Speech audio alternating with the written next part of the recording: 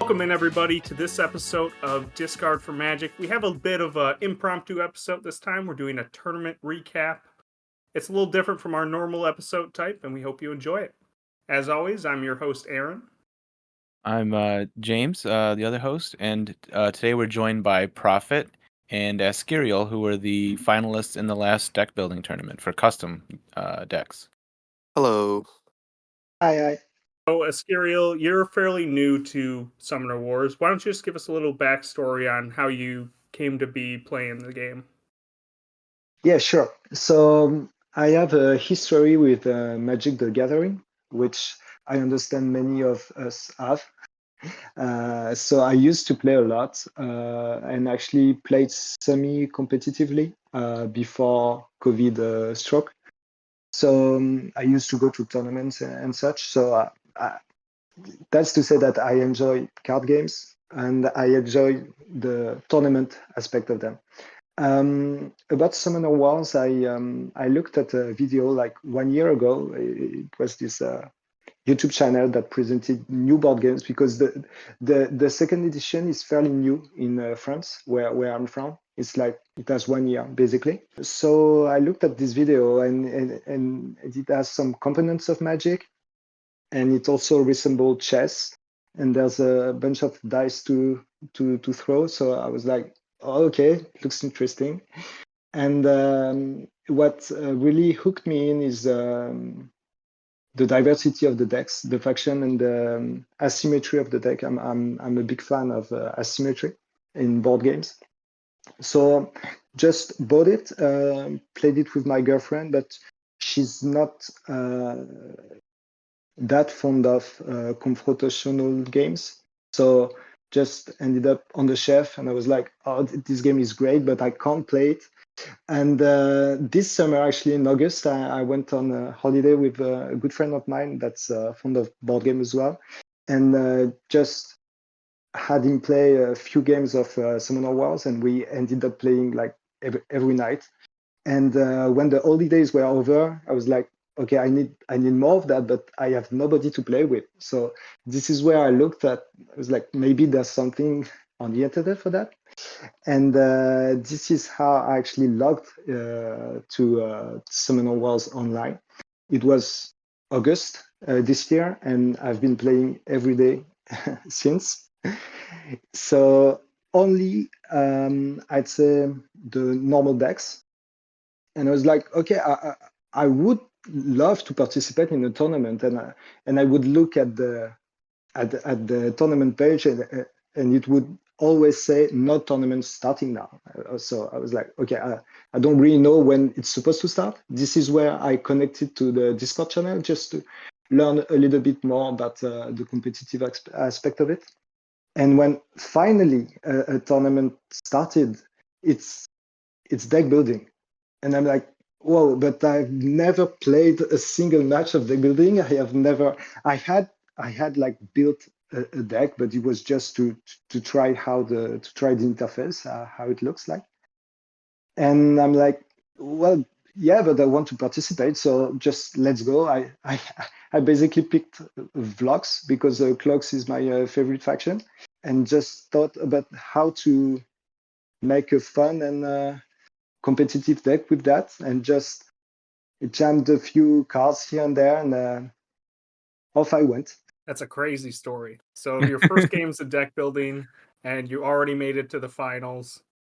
This game, for those who haven't seen it already, definitely recommend you check out the stream or the YouTube video that Colby and Joe put on with them commentating on it. It's a heck of a game, and we'll get into that. It's a can't miss content. Thank you. I'm actually happy. I don't want to spoil the rest of the episode, but I was actually grateful that when Colby and Joe are showing the deck, they are showing like Profit's hand, because if they had shown mine, I think the chat would have gone crazy. So, but we'll talk about it later. So starting off with that first opening hand that you had, Askyriel, you opened the game with just a crazy play right off the bat, just full force, talk us through just a little bit what your thoughts were and how you came about that. I had already played High Elves earlier in the tournament, and I had also played like the Vanguard version of High Elf, the one from Shampoo,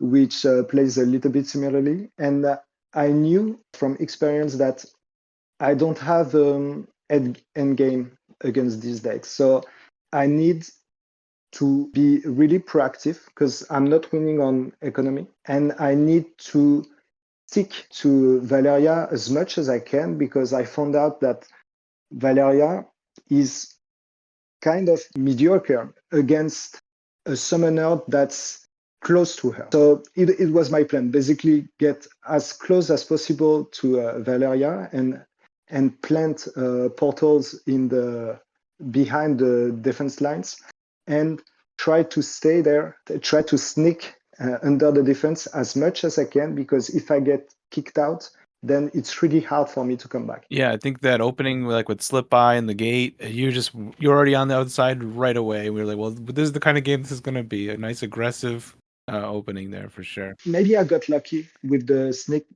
because it's my only I only have one slip by. I mean, the deck, if we look at each individual choice, of course there will be things that I would change now, but I had only one, and it was in my starting hand. And yeah, since Vlox's position is behind his own portal as a starter, then slip by is really convenient just to help him burst out of position and plant the first portal as deep in a defensive line as possible. So I got lucky because I got slipped by and a portal in my starting hand. That first turn had me stressed out already. I remember I logged into the game, I saw it, and I was like, wow, he's over on my side of the board already.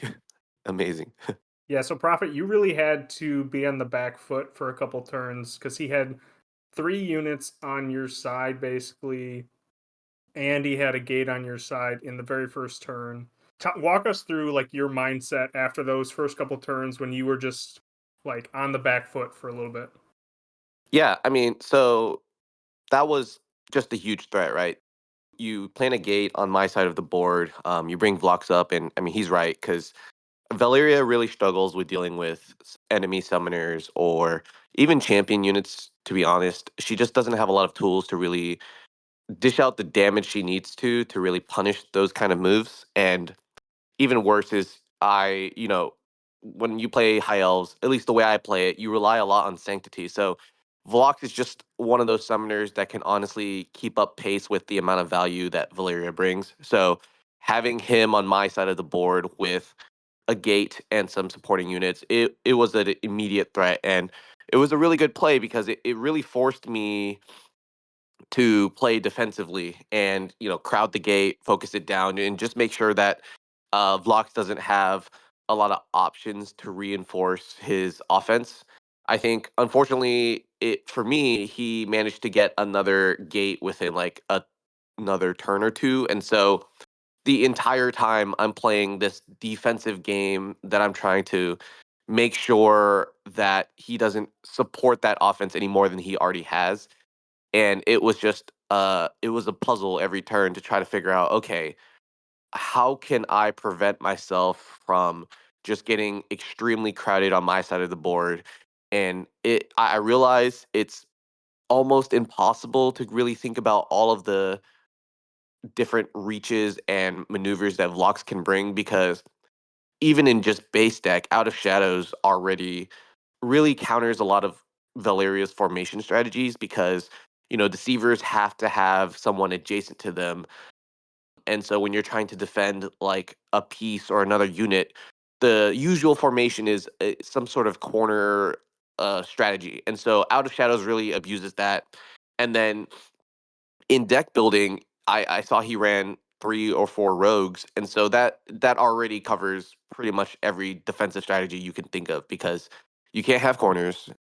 You also can't defend against rogues because they can hit the corners, and so it was a tough matchup. And I felt like that first gate really not only put me on the back foot, but it changed the entire pace of the game, because now I'm struggling to keep up with the defense, but also make sure I don't just get immediately surrounded by out of shadows, and I think my opponent did a great job at like pressuring me the entire game. So yeah, I mean, all that to say, my opponent played well, and that aggressive strategy was really strong. I had to play defensively the whole time. The one interesting choice, I don't know if we want to jump this far ahead, but I was thinking like we noticed on the stream that there was just one gem dancer, but that was a very key unit for you in getting in there, it seems like in that mid to late game. Yeah, sure. Because I have a good story about Gem Dancer. So when I built the deck, I wanted it to be as efficient as can be on Magic, and I didn't know how many zero drops I needed to have. It turned out I had just a little bit too much. Like the goblins, I had 4, and it was probably 1 or 2 too many. But they were useful still for Vlog's positioning. About that Gem Dancer, it was like, okay, I need also some more muscle and some more toughness. I need guys that stick to the ground, so then I can use them for out of shadows and such, and pylon. So the French translation of Gem Dancer at the time reads, when this unit attacks another unit, you can switch positions before throwing dice. It doesn't say adjacent unit. So Oh. I'm like, oh, with locks, that's insane because I'm able just to switch places like 2 to 3 tiles away. So that's why I picked the Gem Dancer in the first place. I needed one extra drop, and I was like, okay, it will be insane, this combination with locks. Well, I quickly figured out it didn't work that way. I almost filed a bug, and then I realized that it was the French translation that was not right. And actually, the French translation is it's the only case maybe in the game where you can actually use footwork, but with a ranged unit. So maybe that's why they didn't bother putting adjacent. Well, so and what's funny is that even though I couldn't take all I wanted out of this ability, this single Gem Dancer was amazing for me all tournament long. And so in my new iteration of this deck, I add more because it's just, I think he really does what you want to do with this deck, which is get a positioning advantage and have your units where you need them to be. And is also very good with pylon because you can a unit that's out of pylon reach now all of a sudden gets in the middle of 3 to 4 allies and gets beaten up. So yeah, that Gem Dancer was key to this game against Profit, but I would say it was key to me for the whole tournament. So that's one thing you'd change, you'd say, is you'd add more gem dancers now with how good it worked for you. Yeah, it's working really well. It's a 2-cost unit, so you have to be cautious not to over extend on those because it's still a deck that works on on the tight mana base on tight magic. So with the mechanisms that are also instrumental to the deck, it's a lot of 2-cost creatures. So you have to be careful. But these Gem Dancer are, I think, instrumental for this deck to work. Yes. So Prophet, what do you think are the most important units in your deck? I guess it'd be the Deceiver, because that's what you named the deck after. Yeah, no, I mean, hands down, Deceivers saved my life that game. I feel like there's just I've said it once, and I feel like Deceivers are probably one of the most efficient, like I guess you can call them tanks in the game. Most decks run about one tank unit, sort of like a bulk creature that really absorbs all the damage. And I think Citadel Knights are probably what most people think of when they think of like best tank common. But I personally, I've had this argument with some real life friends, and I think it's Deceivers because sure, Citadel Knight has taunt, and it forces you to focus that tank unit, which is exactly what you want tanks to do. But I think deceivers, for just basically one less health and one less damage, I think they're worth the 1 mana because it ends up being such a huge threat on the board that controls the area around it, that it kind of implies a taunt because you need to get rid of them in order to really get to the valuable targets. And so I'd say deceivers are probably the core unit of my deck. And then kind of helping support them are arbiters of peace, which together just make for a very annoying combination. It's extremely tough to deal with deceivers, especially if you're melee, and even more so when they are supported by peace. And so the entire concept of my deck, at least, was to run as many deceivers as I can, support them with peace, and then use Valeria's dictate ability to trigger engage from deceivers, or sometimes, if the position is right, from Valeria and deceivers as well. And so I'd say that's probably the core concept of the deck. And then I think Mind Witches are good, just versatile units in the same way that Vlox is a good versatile summoner, right? You can copy any of your own commons or their commons and utilize their abilities to provide additional value over the course of the game. And so where deceivers are the heart and the life force of the deck, Mind Witches are, to me at least, the muscle that kind of helps you react, counterattack, push, whatever you need when you need it. So I'd say those are probably like the key commons of my deck. Askyriel, I don't know if you watched the stream afterwards or at any point, but Yeah, quickly throughout the stream, your plays had everybody rooting for you. You had like many veteran Summoner Wars players saying, "Wow, like that play was brilliant. Like, how do you sneak Vlox in there?" And you had Vlox weaving through all sorts of deceivers and pieces and dancing through everybody. Your entire mindset, right, was getting Vlox next to Valeria. Halfway through the game, when Vlox was like sort of caught in the middle there with that big grouping, how'd you feel? Did you feel like that the game was leaning your way on the other side? Did you feel like it was leaning Profits, or did you feel pretty good about where you were at? there's a point in the game where I feel the tides are turning. This is, I think, after the first sanctity, the first law of sanctity, I don't mind because it's actually helping me stay close and get inside the defense line, because I know that Vlox won't be a target, and he has high life total. So I'm quite happy with the first one, and just chipping in for, I think, 3 to 4 damage just with all sorts of units. And the point you mentioned about Profit, about Arbiter of Peace being such great on defense, also in this situation, was true for my creatures. So I was like, I am not going to kill any Arbiter of Peace in this game. I want them close to my creatures, so my creatures stand their ground, and I can use them later on.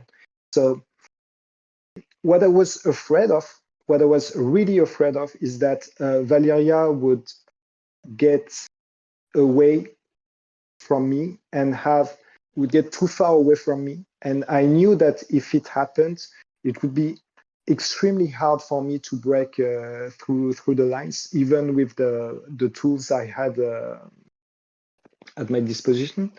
So yes, there is this one turn. I can't remember exactly, but there is this one turn when I'm afraid that Prophet is taking Valeria out of reach, but I have Gem Dancer in hand, and you don't know I have Gem Dancer in hand, and this is the turn where I choose to use Vlox for his copying Gem Dancer for the footwork ability, rather than copying Highway Rogue to deal more damage, because I know on this turn that if I'm not getting close to Valeria, then the door is closed and I'm not getting in. I think that was definitely a turning point of the match, and you had us rooting for you, and the I think the tough part there then was later on. You had a point where Gunnar had a shot. It was like when you summoned the machinist and you had like the boots and all that stuff. You had all those attacks going on, and you just failed to kill that one deceiver with the dice. Like, I think you had a Gunner shot with 4 dice, and you did either 1 or 0 damage when you could have cover fired your dancer behind and covered that spot. Yeah. So yeah, this is actually this turn. I've thought so long and hard about this turn because my hand at the time I have 4 magic, and my hand is dagger, highway rogue, boots, mechanist, and something else I can't remember. Maybe another 0-cost creature. So, and at this point, my Vlox is as cornered Valeria. My Vlox is on, I think, 8 life. Valeria's on 5. And I'm like, okay, I'm feeling pretty good about this. I just need to not mess up this game, which I ended up doing, by the way. But this, so my reasoning is, I can pull on this turn. I can already pull dagger, highway rogue, and then I have a combo where it's basically 3 ranged attack from blocks plus 2 from the highway rogue switching position with a sneak, and then 3 more from dagger. So that's a total 8. But Valeria's still on 5. There's a deceiver standing nearby, and if I'm missing the final blow, then I'm not winning this game. I'm not winning this game because it would be the sole dagger, and Profit would kill her for sure. And I'm not. Vlogs would be too far away. Is not getting in again, and I would lose eventually. So my reasoning at this time is I need a few more points of damage before I pull out the combo, and I have this mechanist that will help me do so. And I'm like, so my first inclination was just to play a mechanist behind my own defenses line, and then go Vlogs 2 turn of 3 ranged attack on Valeria, and that's it, or maybe 1 on the Deceiver and 1 on Valeria. And then I realized that if I do that, I'm open to some sort of insta kill with involving low versatility and a witch and a low of probability. So I'm like, okay, do I want to risk this insta kill? No, I don't want to risk it. So okay, so let's play a little bit defense, but while still maintaining this pressure and chipping in for more damage on Valeria. So that's why I play boots on the gunner. And so my whole intention is to have the gem dancer, is to kill the deceiver and have the gem dancer go in place of the deceiver. This way it covers Vlox's back. Vlox can attack twice with the mechanist, and then I'm sure that I can pull the trigger on dagger on the next turn and go for the final blow. The thing is, and the big problem with my turn is that I really need to be careful about my magic. I need, at the end of this turn, to go back to 4 magic. Otherwise, I'm not able to pull the combo on the consecutive turn. And so I was really paying attention to that. And then something struck me is that, okay, if I'm putting my mechanist close to the Arbiter of War, then I'm getting 2 times 4 range attacks with locks, which is a lot of dice, and which potentially represents the win this turn.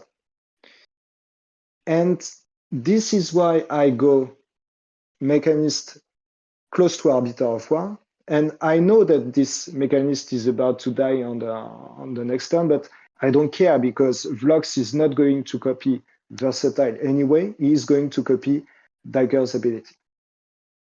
And the mistake I make, everything's fine at this point, but the big mistake I make is going. So I go Versatile on Vox, and I attack Valeria instead of attacking the Deceiver. I don't know if it's a mistake, but my reasoning at the point was like, okay, let's see. If I get like 2 to 3 damage, then I know what to do with Vlox's next attack. It will be to aim at Valeria once again because I can win. Well, it turns out I think I do 0 damage, but well, it's okay. It's okay. What was not okay though is that when the gunner shot at the Deceiver, I was so certain that the Deceiver would die that I had not planned for anything else. So when with the 4 ranged attack, the gunner shots at the Deceiver and doesn't kill it, then my whole plan falls apart. I mean, that's what happens in my head. I'm like, oh, it was not supposed to happen that way. So I'm left with yet another attack from Vlox, 4 ranged attack. And I'm like, okay, should I point at the Deceiver and try to kill it for good? Or should I point at Valeria? And I'm thinking, okay, if I kill the Deceiver and Profit has another one in his head, then it's all for nothing. It's all for nothing. I'm not even damaging Valeria, and it would be as hard to pull the combo on with Dagger on the next turn. So I'm targeting Valeria instead.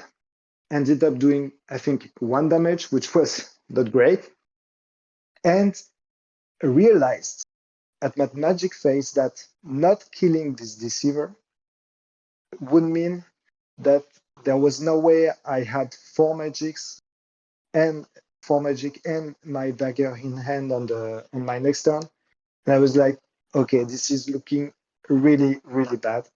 So I needed basically to survive 1 full turn just to reload on magic. So I needed actually to survive 2 turns. And I knew Profit would take this opportunity to kill me because it was like the perfect window. And unfortunately, that was what happened. The next couple turns, Prophet, you want to take it away? Yeah, I mean, this is what I love about Summoner Wars, right? Like you have these turns and you're thinking, man, it's over. I instantly regretted the gate. I saw that Vlox was in my face and he had put me in a corner and I was like, oh no, how do I get out of this? I don't. I just pray and I hope for the best. And I thought about it and I was like, look, there's just so many ways he could kill me right now. And at 4 magic, I was convinced that it was done for. I mean, a dagger, 0 cost, and Vlox. That's 3 hits on Valeria. And it wasn't looking great for me. I moved the deceiver next to Vlox and I said, okay, in a perfect world, he would attack me consistently with Vlox, Dagger, and a 0 cost unit, and Deceiver would mitigate most of the damage. And so that's what I was praying for. And the dice gods favored me that day, and I said, "Okay, that is exactly what I needed." And I remember talking to him after the final match, and I said, "Look, I that worked out exactly the way I needed it to. I was convinced you had the dagger, and I mean both options were equivalent, right? Because like putting a machinist like next to war, getting that +1 attack and attacking twice. That's about 8 dice on Valeria.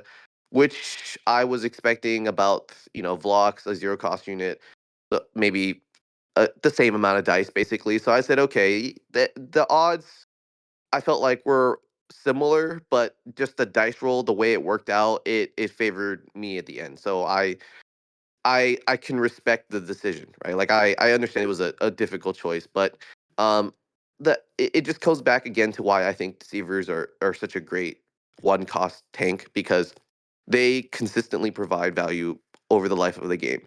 And Summoner Wars at such a competitive level, it really comes down to how do you plan for whiffs? How do you plan for dice not working out your way? And how can you work that into your broader strategy? And so I ended up, you know, making it out alive just because the deceiver was there. If the deceiver wasn't there, it would have been a completely different game. Um, but yeah, no, I mean, I talked about it, and I was like, yeah, I agree with the rationale there. I think that was a safer play. And Valyria doesn't really have a lot of ways to punish summoners or champions, and so a one ranged AV and two melee dice from Valyria doesn't really seem like that big of a threat. So chipping away at Valyria and gaining positional advantage had you killed the deceiver probably was a very strategic move. I don't think I actually had any answers if you had killed the deceiver, blocked my summoning gate, and then stayed there for a turn, because I would have very little ways to really punish that. So yeah, no, that was the most crucial moment. And I told him, I said, look, this is gonna make for a good game. Like, people are gonna watch this and they're gonna be hyped. they're gonna be very hyped about what's going on right now. The chat was very hyped. The stats for the chances for him to kill on that last section with the 8 range dice was 47% chance next to the deceiver to kill you that do 5 damage or more. But if Askyriel, if you had thrown the dagger combo and had 5 melee dice instead of all 8 being ranged, it's only a 53% chance. So it doesn't change a whole lot. That's good to know. But actually, I wanted both, and my plan was to have first this 8 dice, then on the next turn this 8 other dice with the dagger combo. It was all the plan. That didn't work that way, but I it was the reasoning that I can have it both ways. I can first lower Valeria's life a little bit more, and then throw the dagger combo. But yeah,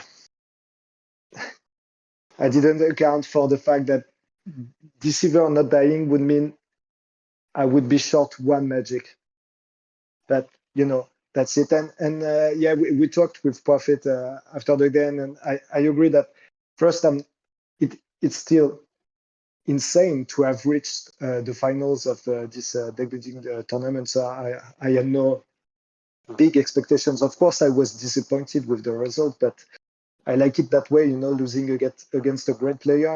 And I also thought that at least it would make for an entertaining video. Can you guys guess the percent of hit miss ratio that you guys had throughout the game? I pulled the game log analysis, and I'm just curious how many, what percent you think you hit on Profit and what percent Askyriel you think you hit on. And it's going to be a little deflated on Askyriel's side from Deceivers and Pieces and Sanctity.